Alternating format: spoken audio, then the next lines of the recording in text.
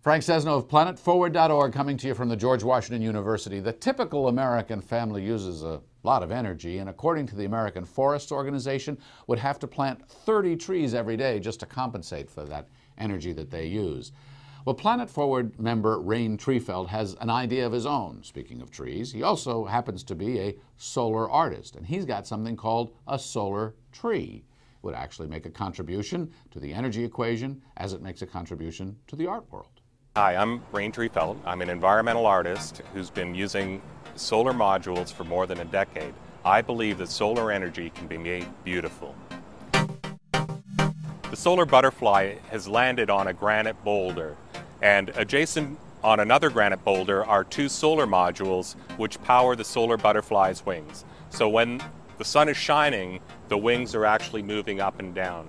And the wings are treated with an optical hue-shifting pigment so that, like a real butterfly, the butterfly's wings change color in the light as they go up and down. A solar module could be accepted as an element to a sculpture, as in bronze or marble or the traditional elements. One of the first projects that comes to mind is the Solar Tree Project, which I developed with a school group a couple of years ago from Hillsborough, California. The solar tree, in its concept, could produce enough energy for 2 American homes. It's going to take a little bit of investment or a brave collector. The cost is predicated on the location, but approximately $45,000. A solar tree removes carbon dioxide out of the atmosphere. It's displacing. When the solar tree is producing energy, a power plant isn't spewing carbon dioxide.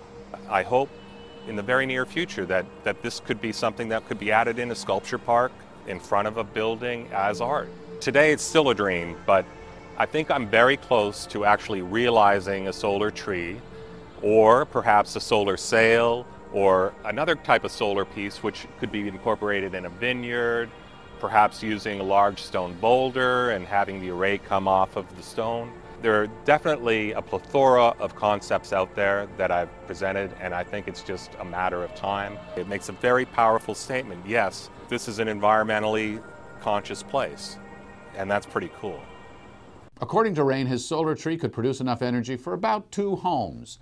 So would you buy one of these solar trees, especially if, as he says, it would cost you $45,000? Is this the kind of investment that makes sense? Solar trees, by the way, can also be used to power plug-in hybrids one day. I've seen these solar trees out at the National Renewable Energy Labs, where they've got these big solar trees. You plug in your car.